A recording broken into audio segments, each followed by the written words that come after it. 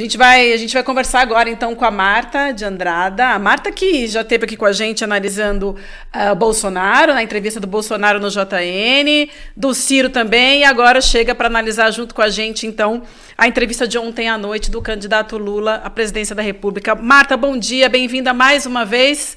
O que você traz como principal destaques para a gente dessa entrevista de ontem? Porque a gente está aqui, a nossa audiência, ansiosos para te ouvir, principalmente em relação às questões dos gestos de ambos, né? Não só do Lula, mas também da Renata e do William. O que você traz para a gente começar aqui como principal destaque? Depois a gente vai no detalhe. Olha, acho que o principal destaque é que todo mundo sabe que o Lula é um excelente orador, né? Quer dizer, acho que quando você está diante de alguém que fala bem, as suas expectativas são diferentes, né? Ninguém iria comparar, por exemplo, como orador, o Bolsonaro com o Lula, porque todo mundo sabe, e aí de Bolsonaro, todo mundo sabe que o Lula tem uma habilidade, que o Lula fala de uma maneira que pega as pessoas. Por quê? Porque ele fala com emoção, ele fala com o coração, ele tem uma coisa de olhar que fica, ele tem muita variação de frequência, né, usar o grave e agudo, ele faz sempre uma colocação, ele consegue fazer a pausa bem usada, isso já era dele, né? Então eu acho que eu no começo fiquei meio apreensiva porque achei que ele estava com uma cara um pouco cansada, assim, tem uma coisa de um olho vermelho, achei ele um pouco abatido, e aí fiquei ali meio preocupada, mas daí na hora que ele começa a falar, dá uma animada. Óbvio que, para mim, a questão da voz é uma preocupação, né? E aí eu queria falar uma coisa que todo mundo fala assim, mas ele sempre foi rouco. Não, ele sempre foi rouco, ele sempre teve uma voz que chamava, né, um pouco a atenção porque era rouca.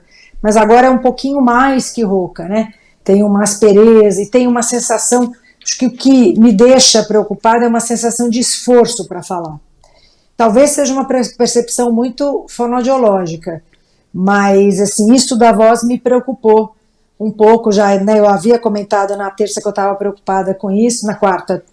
Então eu fiquei meio apreensiva por conta da voz. O conteúdo é bom, muito bom, e aí a gente muitas vezes esquece dessa coisa da qualidade da voz, porque o conteúdo está absolutamente dentro do esperado. No começo, Marta, eu queria te perguntar, porque no começo eu fiquei, assim, depois eu embalei de um jeito que eu fiquei envolvido na entrevista, mas no começo eu fiquei super nervoso, porque eu prestei atenção quando a câmera vem, o pé dele tá, antes de falar a primeira coisa, o pé dele tá ali tremendo, ele fica muito vermelho, assim, a vermelhidão chama muita atenção, o olho até assim, lacrimejando, e ele começa lendo, eu nunca tinha visto o Lula lendo alguma coisa, assim como se fosse uma lista, até meio atrapalhado ali lendo. E depois embala, foi todo doido para saber a análise da Marta amanhã. Só deixando uma coisa até claro, Marta, Chico e Vivian, a Marta faz as análises, depois, gente, o que eu apanho na internet, porque ela faz a análise do Bolsonaro, do Ciro, do Lula, a pessoa ficou brabíssima comigo. Mas ele falou isso porque não sei o quê, ele falou isso. Então só pra você saber, viu, Marta, que como você tá fazendo bem feito. Não, como você tá fazendo bem feito o seu trabalho. Porque tá todo mundo prestando atenção. Se ninguém tivesse falando isso, é porque ninguém tava prestando a menor atenção. E a ideia aqui, gente, é falar sobre aquilo que racionalmente, às vezes, a gente não consegue nem perceber. Mas é aquilo que leva a gente a ficar envolvido ou não com uma conversa. Por exemplo, ontem a gente teve uma aula, né, de ênfase e até de pausa, porque o Lula usou melhor, ele já usa bem, mas eu acho que ontem, do meio para o final, ele usou a pausa assim de uma maneira espetacular. Espetacular. Mas eu queria saber antes, o que você achou desse começo? Você também ficou ali meio preocupada com esse começo? Eu tive exatamente essa sensação que você teve.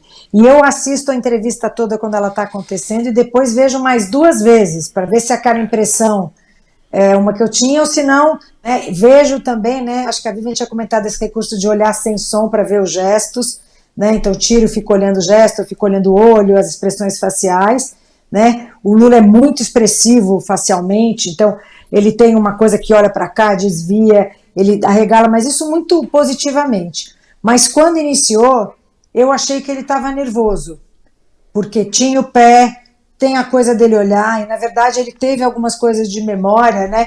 ele não lembrava do nome do Eduardo Cunha, ele falava Cunha, depois ele voltou e tentou lembrar. Então, assim, ele é uma pessoa ótima de memória, ele estava com um monte de números na cabeça. Me chamou a atenção ele olhar para baixo, que eu vi que ele estava lendo na pergunta de corrupção, ele ficou ali, e eu achei essa coisa do olho vermelho, dele estar cansado, lacrimejando, e eu falei, mas o que será? Porque o Lula não é geralmente uma pessoa que fica nervosa nessa situação. Talvez, não sei, por causa do Bonner, não sei. Eu tive essa impressão dele cansado, dele um pouco... Eu acho que a partir da segunda, porque a primeira pergunta do Bonner de corrupção teve mais 4 perguntas, né? Ele ficou até 7 minutos falando disso. Então, eu acho que essa pergunta toda do Bonner, eu acho que ele estava ainda... Porque eu ficava numa dúvida se era nervoso ou se tinha alguma coisa que estava irritando ele. Eu também fiquei pensando, né? Mas mais para frente, eu acho que tiveram perguntas... de novo dizendo que eu não consigo entender essas estruturas de perguntas muito longas, algumas, né, por exemplo, a Renata fez uma entonação de espanto quando ele falou do agronegócio e da preservação ambiental. Não tem espanto nenhum, né? Depois ele teve que explicar para ela, mas até me chocou o jeito que ela respondeu. Eu falei, nossa, mas parece que coisa que ela está falando como se fosse uma coisa que não existisse. Que todo mundo do agronegócio é alguém que defende a sustentabilidade. Então, porque era quase de ficar espantado. Ele fez uma coisa, peraí, né? Não estou entendendo. Daí ele fez questão de explicar. Não, os grandes aqui, os europeus preocupam, mas tem a pessoa do agronegócio que não cuida e tal. Então, o que eu acho que em alguns momentos teve coisas que dariam para irritá-lo, né? Quando, na verdade, o Bonner fala, o senhor não tem sido claro, ele é uma pessoa bem clara, né? E acho que até ele tem sido claro em algumas coisas. Mas quando fala, o senhor não tem sido claro, o senhor não tem explicado, né? Então eu acho que as perguntas foram igualmente longas nas 3 entrevistas, mas eu acho que teve coisas aí um pouco mais... Não sei se eu chamaria agressivas, mas eu chamaria mais incisivas, assim, mais duras. Me chamou muito a atenção, ainda mais porque o Bolsonaro já tinha ido, ele falar da militância petista. Né? Porque se há uma militância que é violenta, me desculpe, não é a petista. Então, assim, me chamou muito a atenção justamente nessa questão só ter surgido para o Lula. Por que não surgiu? Né, para o Bolsonaro. Você está falando do Bonner, você está falando da fala do Bonner em relação à militância, tá? Claro. Tá. E ele mesmo se espantou. Por que trazer este assunto, né? Porque até esse assunto poderia ser trazido para o Bolsonaro, porque tem uma questão de violência na militância, não digo toda, né? Uma parte da militância, como também tem, mas este ser um assunto do PT, não é curioso? Porque não é, né? Historicamente. As notícias não dizem que esta é uma militância. E ele falou de violência, me chamou muito a atenção. Eu achei que tinha uma coisa... E ele mesmo ficou espantado, né? Tanta coisa para perguntar, e coisas que eu pensei que ele fosse perguntar, que era cultura, educação, ciência, né? Não apareceram, que são coisas que têm ali uma diferença. Ele não fez nenhuma pergunta disso, foi perguntar da militância. Não entendi a estrutura assim, e o porquê. Ele até citou, né, a militância que faz nós e eles. Para mim não ficou muito claro essa escolha. Acho que é óbvio que perguntar de corrupção, perguntar do agronegócio, mas perguntar do governo Dilma, eu não sei. Então, ao meu ver, as perguntas foram menos previsíveis, talvez, não sei, porque eu duvido que ele tenha pensado que ele fosse perguntar da militância petista. Não acho que tinha várias coisas que ele deve ter, falaria super bem, não precisaria nem de preparação, e que não apareceram, né? Não apareceram. Ô Marta, uma coisa que me chamou a atenção é que no começo da entrevista, como a gente já comentou aqui, né, o Lula dava para perceber que estava bastante nervoso, a perna chacoalhando e tal. E no final da entrevista, acabou o minuto final, eles seguiram conversando, aquela conversa que a gente não ouve. E aí eu reparei que a Renata sorriu, o Bonner deu um sorrisinho de leve, o Lula estava sorrindo e eles conversaram. E até comparando com o início e o final da entrevista do Bolsonaro, o início estavam os três com a cara super séria, e o final da entrevista, que a gente sempre presta atenção, também, os três continuaram super sérios, sem nenhuma expressão. E com o Lula foi diferente. O que você diria desse final da entrevista do Lula, aquilo que a gente não ouve? O que será que eles conversaram ali? Que tiveram aqueles sorrisos ali? E eu tenho a impressão que eu acho que ele conversou mais com a Renata, porque a Renata visivelmente foi mais, não sei como dizer, mais solista, sorriu, natural. Aberta. O Bonner eu achei muito, mesmo nesse final, a risada não é muito natural, e achei que a conversa do Lula ali, pelo menos ele direciona o olhar no final para a Renata. E ele vai para o minuto final, quando ele olha para a câmera, né, com uma... eu quase dizer que eu acho que nesse momento ele relaxou, né? E aí ele está muito à vontade para falar. E ele quis trazer assuntos que talvez, porque ele falou bastante do vice, do Alckmin, que ele foi, mas ele quis trazer esta coisa do cuidado, ele quis trazer, eu acho que esta frase que ele falou, eu vou voltar para poder fazer melhor, que é uma coisa que ele repetiu mais 2 vezes, ele queria deixar aquilo muito claro, né? Então, olha, se eu estou voltando para fazer melhor é porque eu tive coisas que eu não fiz bem, né? E que pretendo fazer. Eu acho que com a Renata ele teve, e até acho que nas perguntas também, a não ser a do Aras, que eu achei que ela insistiu demais, mas eu acho que as perguntas dela foram sempre mais curtas, mais diretas. Para mim tem alguma coisa ali no Bonner que eu acho que ele faz ali um papel, e realmente os temas eu não entendi muito a escolha. Que ele ia falar de corrupção, estava na cara. Mas... Tem até um comentário da Leilani, né? A gente está puxando aqui ontem um post dela ontem, ela que é apresentadora da Globo, ali, ó. A Leilani escreve o seguinte: poderia citar muitas diferenças, mas me chama a atenção o respeito de Lula pela Renata.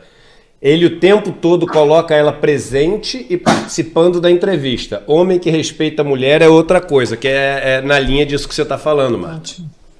Não é isso?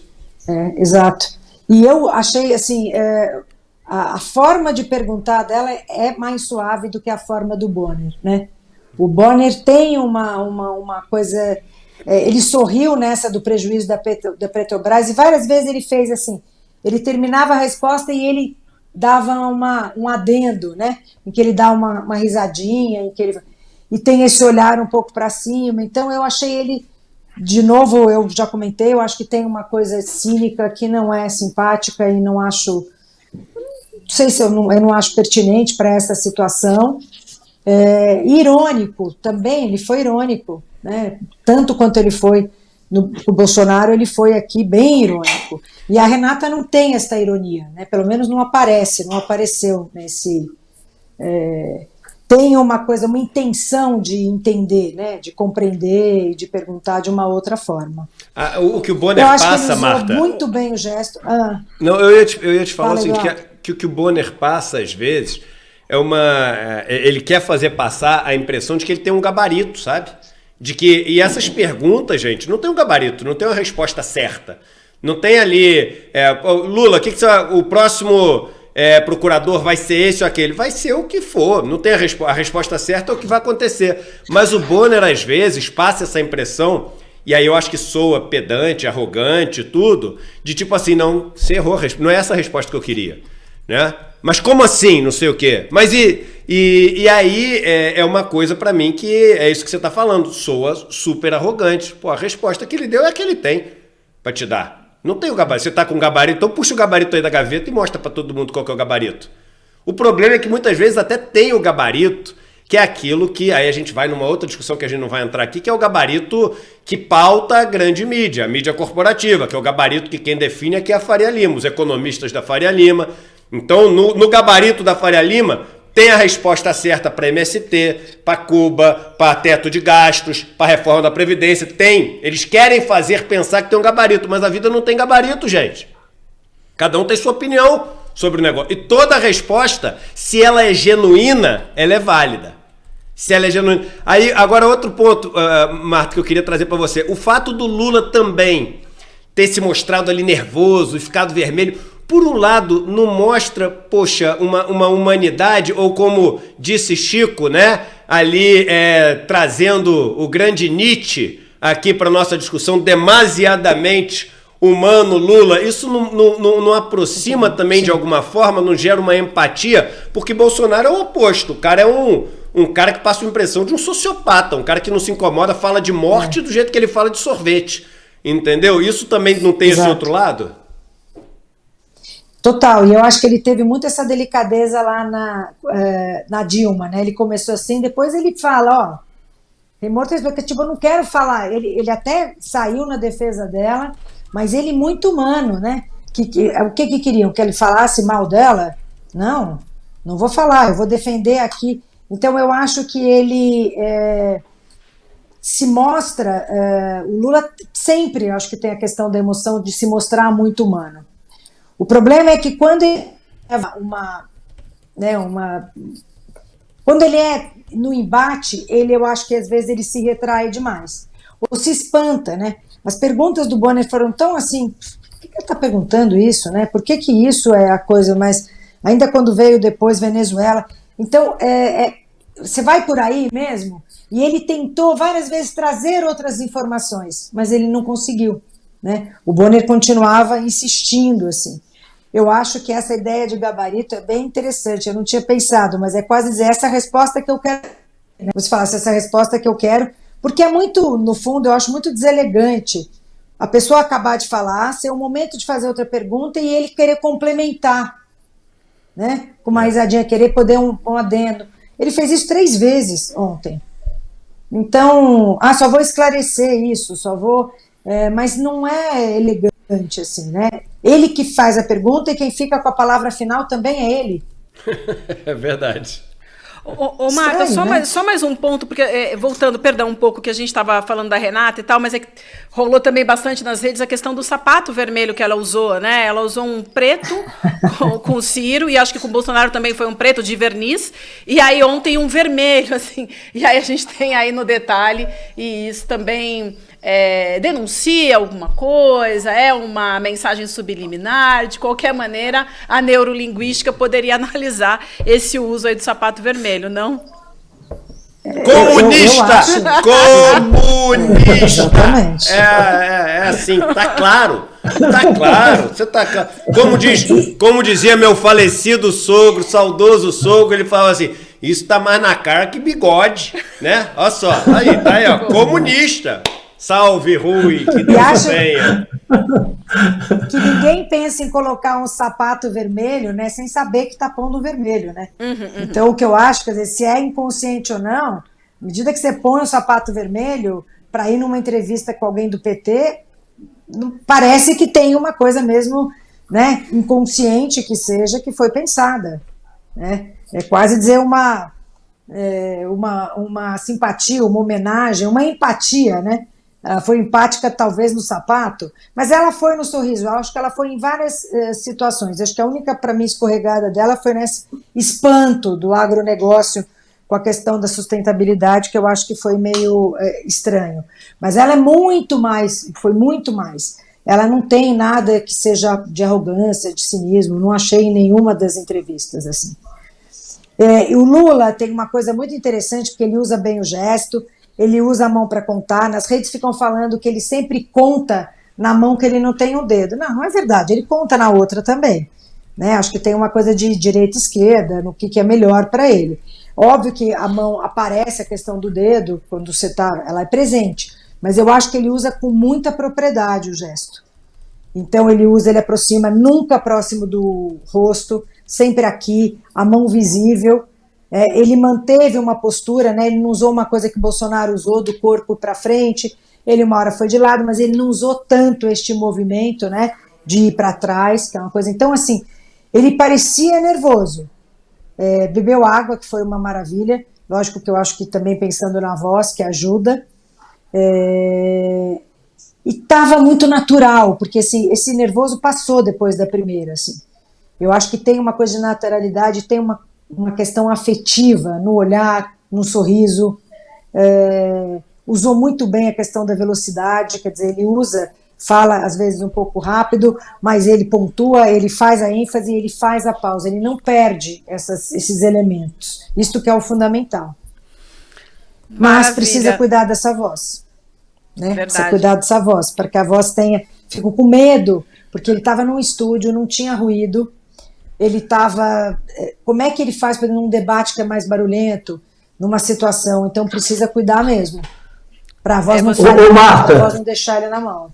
Você tinha realmente chamado a atenção para essa questão da voz para a gente, Marta. Chico, a gente vai encerrando, mas eu quero o seu último comentário para fechar sim, tá bom? Só te dando um toque que a gente já está com o Juca e com o Gessé para entrar, mas para a gente amarrar, Chico, a gente quer te ouvir, por favor. Maravilha. Bom dia, Marta. Não, eu queria só trazer um comentário sobre a questão da voz, numa reflexão do próprio Lula. No comício do sábado, no Anhangabaú, ele fez um longo relato sobre a relação dele com a própria voz. Aí ele vai lá no sindicato dos anos 70 e ele fala que eu era muito jovem, então eu chegava em casa sem voz, até para falar com meus filhos e com a minha mulher. Ou seja, eu não tinha direito a esse afeto da voz com minha própria mulher e meus filhos, porque eu tinha gastado tudo no comício, falando com os operários. E aí ele dizia, eu tomava um conhaque com mel e resolvia tudo, porque eu era muito jovem. Mas agora, e depois de doença e com a idade, eu preciso de um longo tempo para que minha voz esteja boa de novo para qualquer debate. Ele já explicando que ia economizar um pouco a voz no comício para guardar para a sabatina do Jornal Nacional. Então, é uma preocupação realmente dele também, essa questão. Não é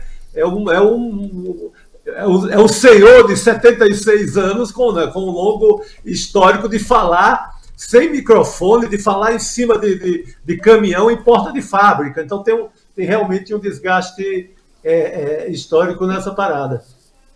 E você tem toda a razão, é uma preocupação, tem uma fonoaudióloga lá na equipe, e eu lembrei do Gilberto Gil, né, que no Roda Viva fez um comentário sobre a voz também, de como ele usava a voz em show e tal, e falou, depois, né, agora eu tenho que fazer exercício, aquecer, cuidar com fono, é isso.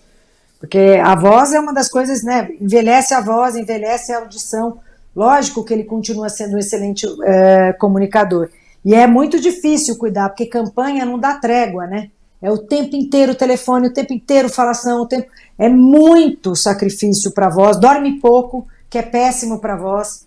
Então junta um monte de elementos que fazem com que qualquer pessoa tenha uma alteração de voz. Quem já tem essa sensibilidade, ou quem já tem histórico, mais ainda. É muito difícil chegar no final da campanha com voz boa, com voz... É um sacrifício realmente... longo, mas ele está cuidando, está se preocupando, o fato dele parar para beber água, já achei que foi um ótimo cuidado, e é isso, né, ele tem que ir para cima e tem que ter sempre a segurança de que ele vai conseguir usar a voz dele do jeito que ele deseja, né. Tá bom, Marta, muito obrigada mais uma vez, sempre bom conversar contigo, os ótimos são os pontos que você traz pra gente, obrigada e bom final de semana. Vamos aguardar agora os debates, né, para você voltar. Exato. Né? Exato, vamos aguardar agora que a gente vai ter muita coisa. Já fiquei mais animada para assistir o debate, já que, né, já soube que o seu Jair não vai, então eu acho que vai ser bom. Eu acho que vai ser um pouco melhor. Já ia, né? Jair, só que Jair, se fosse um estádio, Chico, a galera ia tá gritando assim, ó, ei, Fujão, o tchutchuca do Centrão, pode ter certeza, já tá todo mundo gritando, olha lá. Maravilha, maravilha. Ô, Chico, obrigada também, viu, Chico? Beijo pra vocês, então, bom final de semana. Valeu. Bom final de semana, beijo, tchau.